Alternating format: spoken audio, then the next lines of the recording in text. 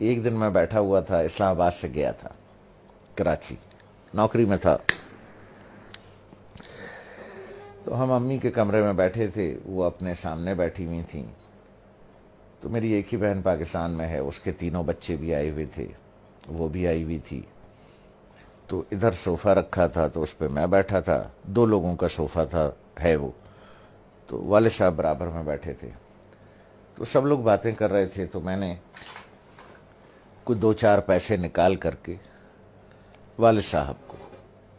ویسے ہی پیش کر دیے۔ تو میں نے عین اس موقع پر یہ کیا کہ جب میں سمجھا کہ کوئی نہیں دیکھ رہا ہے، ٹھیک ہے، سب اپنے اپنے گپ میں لگے ہوئے ہیں، کوئی نہیں دیکھ رہا ہے، تو میں نے اس موقع سے فائدہ اٹھا کے جلدی سے چھپا کے ابو کو، مجھے نہیں پتا تھا کہ امی دیکھ رہی، تو انہوں نے بڑے زور سے کہا دوبارہ دو، جیسے وہ ذرا سختی سے بات کرتی ہیں، تو مجھے یہ تو پتا چل گیا کہ انہوں نے دیکھ لیا،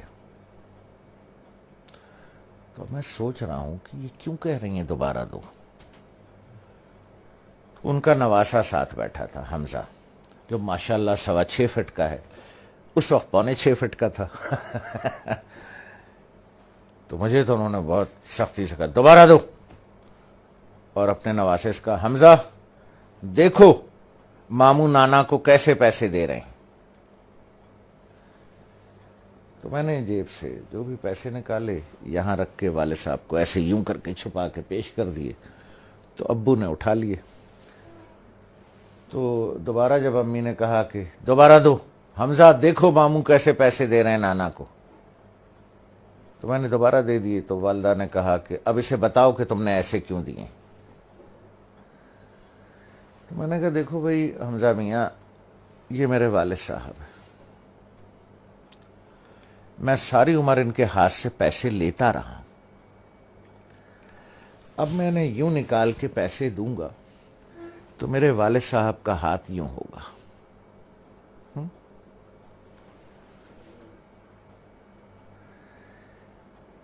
اور وہ آدمی جو ساری عمر اپنے باپ سے پیسے لیتا رہا ہے، جب میں نے کہا اپنے بھانجے سے،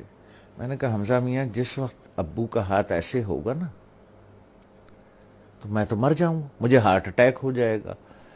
میں زندہ نہیں بچوں گا کہ میرے سامنے میرے باپ کا ہاتھ پھیلا ہوا ہے، اس لیے بیٹا میں ایسے دیتا ہوں یہاں رکھ کے کہ والد صاحب یہاں سے اٹھا لیں، انہیں میرے سامنے ہاتھ نہ پھیلانا پڑے، جس طرح سے پرانے وقتوں میں بادشاہوں کو نظر اور نیاز دی جاتی تھی نا یوں کر کے، اور بادشاہ اگر قبول کر لے اٹھا لے تو وہ نیاز قبول ہو جاتی تھی،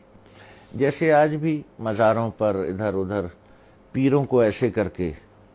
نظر دی جاتی ہے، پیر صاحب ہاتھ لگا دیتے ہیں یا کبھی کبھی اٹھا بھی لیتے ہیں، تو سمجھیے وہ نظر اور وہ نیاز قبول ہو گئی۔ تو میں نے کہا بچے جس وقت میں یوں کر کے دوں گا اور ابو کا ہاتھ ایسے اٹھے گا تو میں تو مر جاؤں گا بیٹا، کہ میرے باپ کا ہاتھ میرے سامنے پھیلا ہوا ہے، تو اس لیے میں ایسے کر کے نظر پیش کرتا ہوں چھپا کے کہ کوئی دیکھ نہ لے ہیں کہ باپ ہاتھ پھیلا رہا ہے، نہیں نہیں نہیں، باپ نظر قبول کر رہا ہے، اس نے ہاتھ لگا دیا تو قبول ہو گیا۔ اب وہ حدیث مبارک کا مفہوم ذہن میں لائیں، جب سرکار رحمت اللہ عالمین صلی اللہ علیہ وسلم نے بیٹے کا گریبان پکڑ کے کہا کہ تو اور تیرے پاس جو کچھ ہے تیرے باپ کا ہے، لوگ بھاگتے ہیں، میں آخری بات کروں،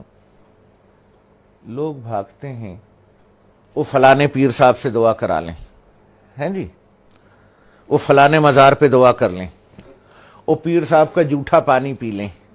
ہیں جی، وہ پیر صاحب کی جوتیاں اٹھا لیں، بخشے جائیں گے، ثواب ملے گا۔ ارے یار 2 عدد پیر تمہارے گھر میں بیٹھے ہیں،